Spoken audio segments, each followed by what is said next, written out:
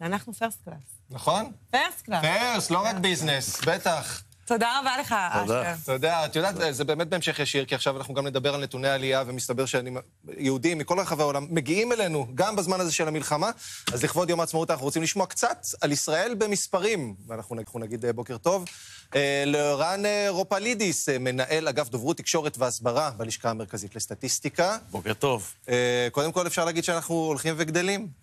הולכים וגדלים, וזה טוב שאשר נמצא פה, כי למי שחשב שהייאוש יותר נוח בלונדון, מבין עכשיו, אחרי שהוא אומר את זה, שכנראה ישראל זה המקום לחיות בו, ישראל זה הבית, וכמדי יום העצמאות אנחנו אוהבים לפרסם הרבה מאוד סטטיסטיקות. אני משוגעת על הנתונים מספרים. של הלמ"ס. גם לא, אני. בכלל לא על מספרים, אבל בלמ"ס יש נתונים משוגעים. אז תן לנו את ההיילייטס של יום העצמאות הזה. אז ההיילייט של יום העצמאות הזה, משנה שעברה ליום העצמאות הזה, שאוכלוסיית ישראל חצתה את 10 מיליון.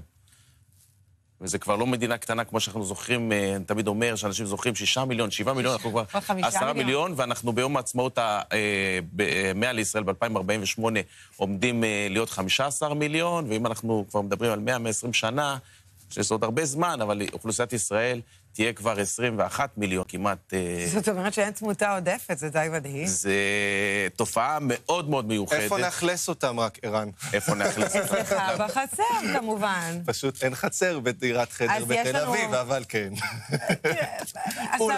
אנחנו לא ניכנס לזה. 10 מיליון זה נקודת ציון מאוד חשובה, איכשהו קצת התפספסה לנו ונבלעה, כי זה קרה בחודש אוקטובר, באזור מתקפת הטילים השנייה שהגיעה מאיראן, והקשב הציבורי היה מופנה למקומות אחרים. אבל באמת חשוב לזכור, אחת הנקודות לדעתי המעניינות ביותר, במיוחד ביום העצמאות, שאוכלוסיית ישראל, או מדינת ישראל, צומחת ומתפתחת בכל הקשור לדמוגרפיה, בין היתר בגלל תופעה מאוד מיוחדת לישראל של עולים מחוץ לארץ, יש לנו פה את אשר כדוגמה, שתורמים לנו בערך 30, 40, תלוי מה קורה בקהילות השונות בעולם, אבל בערך 30,000 עולים אנחנו קולטים פה בשנה, וגם אחוז גידול בגלל פריון של נשים ישראליות הוא מאוד גבוה ביחס לעולם המערבי. מדינת ישראל צומחת ב1.5 בערך בעשור האחרון בשנה, לעומת פחות מ1% במדינות מפותחות אחרות, ובאיחוד האירופי זה עומד פחות מ0.5%. במצווה, בכל זאת. מה יחוס הזכרים נקבות אצלנו? פחות או יותר אותו דבר. תמיד יש נשים קצת יותר. יש איזו בדיחה שהיא לא פוליטיקלי קורקט. 51% מהאוכלוסייה אמור להיות, אבל נדמה לי שבשכבות הנמוכות יש יותר גברים. יש בשכבות הצעירות באופן בוהק הרבה יותר ילדים. כאילו, האוכלוסייה הרבה יותר צעירה, שליש מהאוכלוסייה היא... עד גיל 18. עד גיל 18, שזה גם תופעה מספר 2, הרבה יותר מעניינת. בישראל. ויש באמת קצת יותר גברים כשמסתכלים על האוכלוסיות. לגבי הגילאים הצעירים, צריך לבדוק את זה, אני אתן לך תשובה, אמרת שאת יודעת מספרים, נחזור לכם תשובה, אין בעיה. אז אם דיברנו על גילאים צעירים, אז אנחנו מדברים גם על 180,000 תינוקות שנולדו לנו. תינוקות, כן, יש לנו בשנה, חוץ מאותם 30,000 עולים שעוזרים לגידול הזה, יש לנו בערך 180,000 תינוקות, אמרתי שיעור הפריון בגדול הוא סביב 3 ילדים שאישה צפויה ללדת במהלך חייה.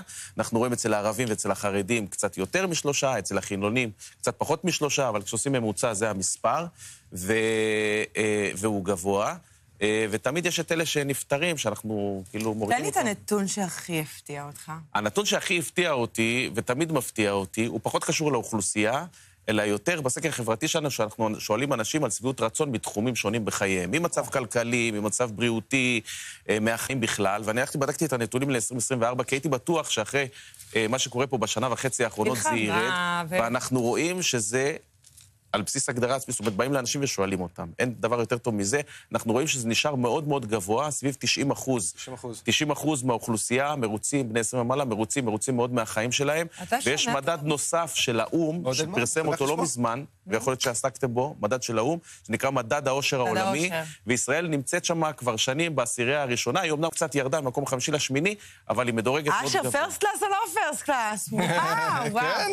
תשמע, זה מדהים אותי, אנשים פה, אין לי איך. שלמרות כל מה שקורה כאן, הם עדיין מוצאים את הטוב במדינה הזאת. אחד בשני, נכון, שזה מה שיפה. אני חושבת שזה ערבות ההדדית. יש עוד זמן לשני משפטים. כן, גם בוא נדבר רגע על המצב הכלכלי, כי אני מבין שגם המצב הכלכלי, שאנחנו כל הזמן מדברים על ההתעקרויות במשק, עדיין אנשים מרוצים. אז רק מילה לגבי העולם היהודי והאשר, כן.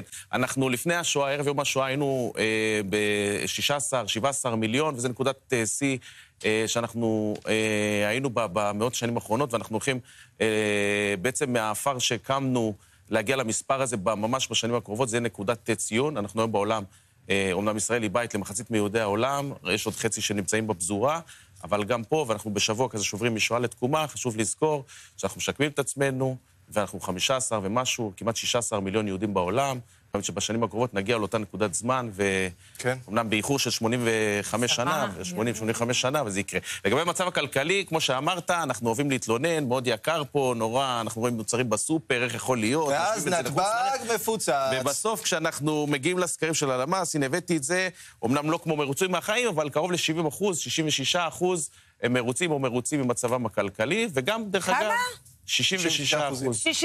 67% מרוצים מהמצב הכלכלי. אני לא ביניהם. זה אומר משהו לגבייך. יכול להיות שאת פשוט בוחרת את הדברים הפחות טובים להתרכז בהם. או שאת בזבזנית. או שאת בזבזנית. כן, שזאת גם תכונה מאוד נפוצה לישראלים. ערן, מי שרוצה לראות את כל הנתונים המלאים, יש לכם באמת פילוח מאוד מאוד יפה באתר שלכם. אפשר להיכנס שם ולראות. זה ממש יום העצמאות, זה יום החג של הלמ"ס. באמת, זה קינקי, אני מציעה לכם כל שנה. אני מחכה לנתונים האלה, יש לנו נתונים מדהימים. ושובת בלמ"ס כל יום בשבילו חג. אז יאללה, אז תיתן לי את הגישה למחשב שלך, ואנחנו... טוב, כל אחד מהתחביבים שלו. תודה רבה לך שבאת אלינו, ערן. תודה לכם. אנחנו יוצאים להפסקה קצרה, ואחריה אורן לצרכן יהיה כאן עם משחקים שווים במיוחד, ובמיוחד ליום העצמאות. אנחנו כבר חוזרים.